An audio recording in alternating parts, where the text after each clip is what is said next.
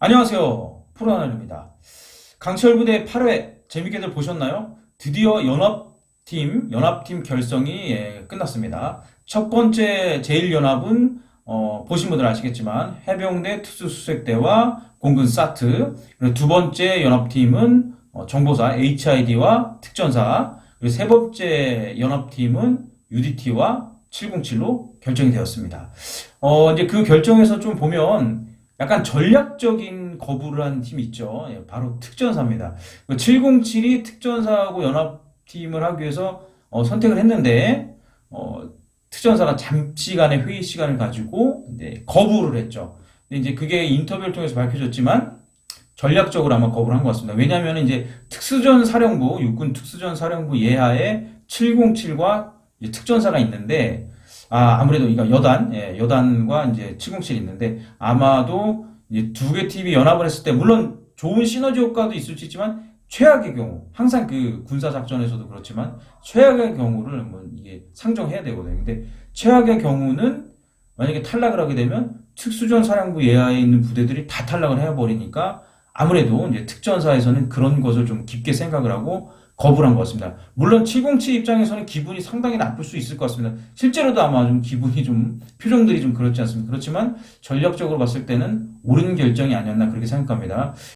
그리고 이제 세 번째 연합팀이 UDT와 707이었잖아요. 근데 보신 분들 물론 아시겠지만 처음부터 서로는 707과 707과 UDT는 좀 만나기를 꺼려했습니다. 또 그것도 그럴 것이 해상 대테러라는 거. 근데 물론 UDT 같은 경우는 이제 해상 대테러의 어떤 대표성을 띠고 있고 또 육상 대테러 같은 경우도 707이 상당한 대표성을 띠고 있기 때문에 서로가 좀 되게 좀 전문가적 입장인데 왠지 또 서로 합쳤을 때 전술이 비슷할 수 있지만 다를 수도 있는 그런 의견 충돌도 좀 안 맞을 것 같고 그러다 보니까 서로 좀 안 만났으면 했지만 결국은 본의 아니게 서로가 원하지 않았지만 만나게 됐습니다. 근데 물론 미션을 수행하는 팀 입장에서는 그럴 수도 있겠지만, 시청자의 입장으로 봤을 때는 좀 기대가 되긴 합니다. 왜냐면 이제 대테러에 특화된 또 전문화된 부대이기 때문에 두 부대가 합쳐서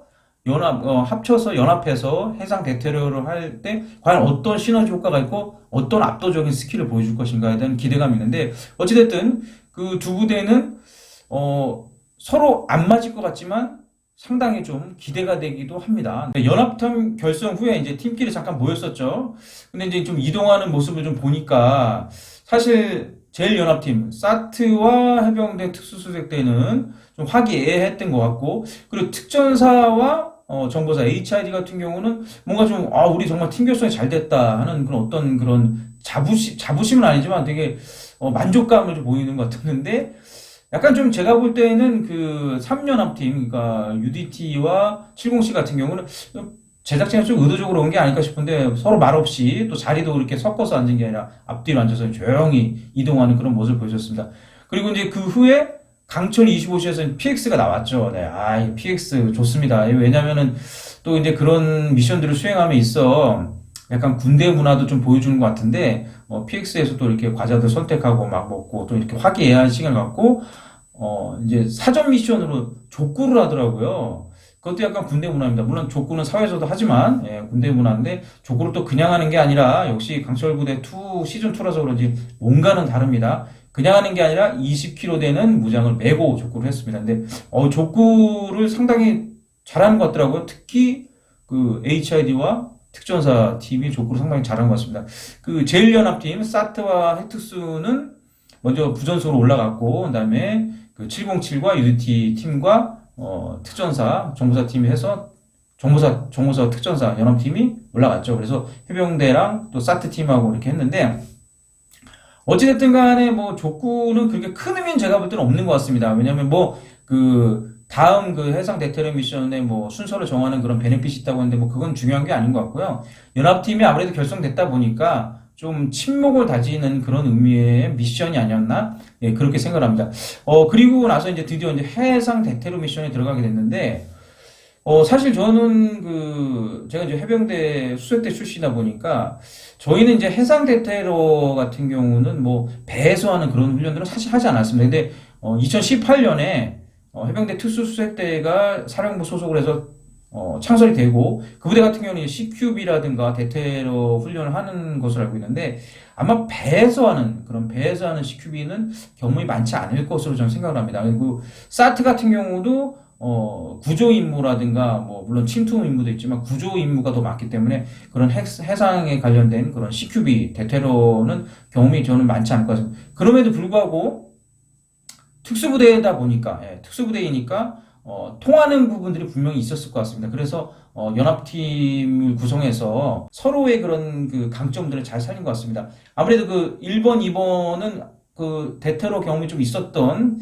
사트가 맡았고요. 그다음에 3, 4, 5번 같은 경우는 해특수가 미션을 수행하는데 또 보조 역할을 하면서 잘 수행했던 것 같습니다. 근데 IBS가 나왔잖아요. IBS가 뭐 거리는 얼마 안 되는 것 같은데 사실 그게 실제 작전이었다면 아마 그렇게 소리를 내면서 갈 수는 없었겠죠. 그게 사실 그 IBS 같은 경우도 해상 패더링에서도 야간 패더링이 있어요. 야간 패더링은 최대한 소리를 적게 내기 때문에 엎드려서 합니다. 엎드려서 하고 천천히 호흡을 맞춰서 거기서 구령을 붙일 수가 없어요. 막 하나 둘이 아니라 서로 그 호흡을 맞춰서 천천히 갑니다. 그래서 이제 그 미션 같은 경우는 이제 시간을 좀 다투는 미션이기 때문에 아무래도 그런 상관없이 빨리 가야 된다는 의미로 아마 같은 것 같습니다. 근데 아무튼 두 개 팀이 그렇게 크게 맞춰보지 않은 것 같은데 IBS가 쭉쭉 나가서 1분이 채 안 되는 시간에 배까지 도착한 것 같고요. 그래서 배에 올라갔는데 이제 대한군이 나왔지 않습니까? 대한군이 나왔는데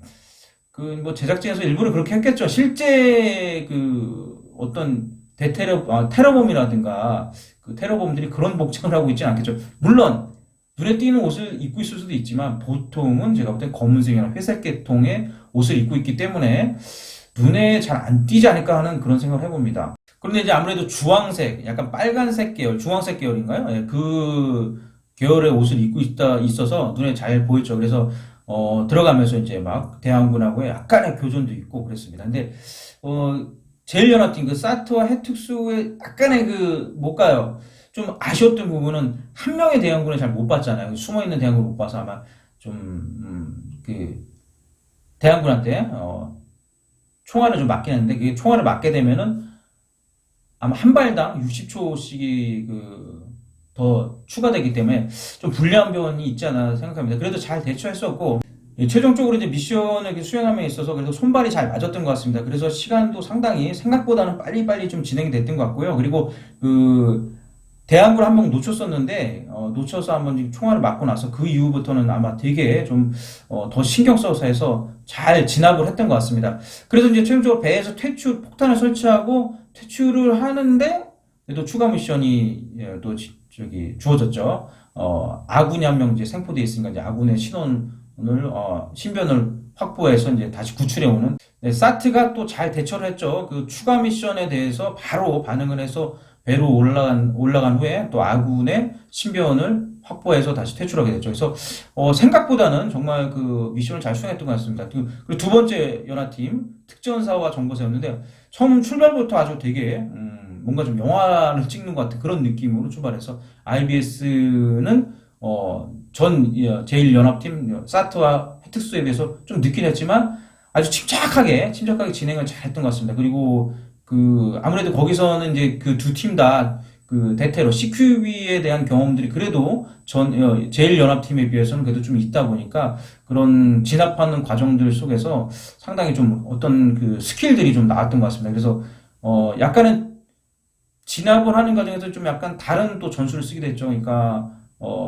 공간을 확보하고 또 한 명은 남아있고 그래서 퇴출로 확보해서 나중에 다 미션을 수행하고 이렇게 빠져나올 때 더 빠르게 빠져나올 수 있는 그런 또 전술적인 부분도 보여줬었습니다. 그래서 어찌됐든 이제 세 번째 이제 UDT와 707이 아마 9회에서 미션을 수행하고 나게 되면 이제 최종 이제 순위가 정해질 것 같은데 모르겠습니다. 이제 어느 팀이 최종 3회를 하게 될지 모르겠지만 제가 볼 때 큰 차이 막 엄청난 시간 차이가 나지는 않는 것 같고 우리 또 그 최영재 마스터인가요? 그분이 또 그 광고를 예고편을 보니까 뭐 불과 몇 초 차이 안 나는 것처럼 얘기하고 그리고 아마 9회에는 패자부활전일지 뭐지 모르겠지만 또 타이어 뒤집기가 나오는 것 같더라고요. 목소리가 또 막 들리고 하는데 과연 어떤 팀이 어떤 연합팀이 탈락을 하게 되고 또 어떤 팀들이 데스매치를 하게 될지 좀 궁금하긴 한데, 제 개인적인 생각으로는 헬투스가 좀 살아남았으면, 좀 사트도 좀 살아남았으면 하는 그런 바람이 있습니다.